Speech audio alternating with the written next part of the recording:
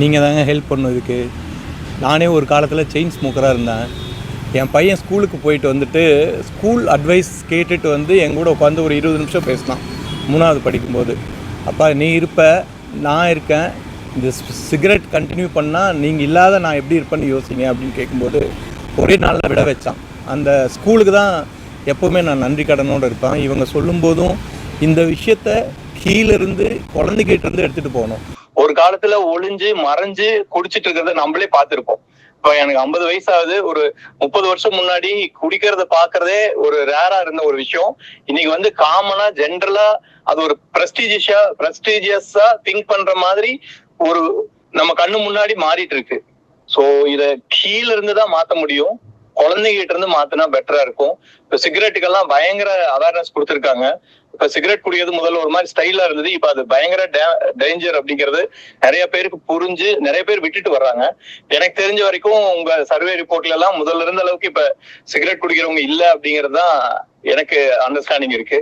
இப்ப எப்படியாவது இதை பள்ளி பிள்ளைங்கிட்ட இருந்து எடுத்துட்டு போய் அவங்களுக்கு பெருசாகும் போது அது வேணாம் அப்படிங்கிற மனநிலைக்கு கொண்டு வந்தா மட்டும்தான் மாறும். இப்ப இருக்கிறவங்களை மாத்துறது முயற்சி பண்றோம். பட் அடுத்த ஜெனரேஷன் அட்லீஸ்ட் நம்மளோட குழந்தைங்க ஜெனரேஷன் அட்லீஸ்ட் சேஞ்ச் ஆகுமான்னு பாக்குறதுக்கு ஒரு முயற்சி தான் இது. ஆக்சுவலா எங்கிட்ட சிஎஸ்ஆர் பட்ஜெட் முடிச்சிட்டோம், ஸ்கூல் கட்டிட்டோம். இந்த வீல்ஸ் ஆஃப் ஹோப்னு கால் உடல் ஊனமுற்றவர்கள்லாம் 1 லட்சம் ரூபாய் ஒரு வெஹிக்கிள்னு ஹண்ட்ரட்ஸ் ஆஃப் வெஹிக்கிள்ஸ் ஒவ்வொரு ப்ராஜெக்ட்டுக்கும் நாங்க கொடுத்துட்டோம். பட் மேடம் வந்து கேட்கும் போது இது ரொம்ப புது முயற்சி, யாரும் பண்ணல. நம்ம எல்லாமே இந்த சமூகத்துல இருந்து தான் எடுக்கிறோம். திருப்பி சமூகத்துக்கு கொடுக்கறது தான் பெட்டர். அது பண்ணணும் அப்படிங்கிறதுக்காக இந்த ஒரு முயற்சி எடுத்துக்கோம். நீங்க நல்லா சப்போர்ட் பண்ணீங்கன்னா நம்ம குழந்தை குட்டியில இருந்து எல்லாரையும் மாத்துறதுக்கு நம்ம ஒரு சின்ன பாலமா இருக்க விரும்புறோம். போதை பழக்கத்திலையும் குடிப்பழக்கத்திலையும் உருவாக்குவங்களுக்கு ஒரு ரீஹாபிலிட்டேஷன் மட்டும் இனஃப் கிடையாது. பட் பிரிவென்டிவ் கேர்லயும் முக்கியத்துவம் கொடுக்கணும்ன்றத அண்டர்ஸ்டாண்ட் பண்ணும்.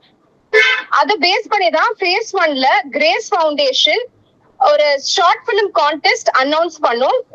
25 நாட்களில் 250 என்ட்ரிஸ்க்கு மேல எங்களுக்கு வந்தது.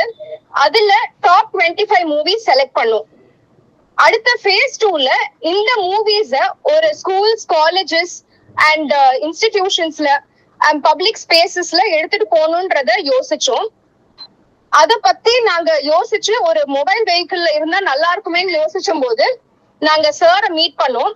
சொன்னோம், இந்த மாதிரி சார் நான் உங்க ஃபவுண்டேஷன் நடத்துறோம், இது வந்து நம்மளோட ஃபியூச்சர் ஜெனரேஷன்ஸ்க்கு ஒரு பிரிவென்டிவ் கேர் அவேர்னஸ் ப்ரோக்ராம் ஒண்ணு நடத்தணும்ன்றத சொன்ன உடனே சார் சொன்ன ஒரே வார்த்தை, எப்படி இதை வந்து இன்னும் நல்லா பண்ணலாமா, அதை கண்டிப்பா எடுத்துட்டு போகணும், because it is the need of the hour அப்படின்னு சொன்னாரு.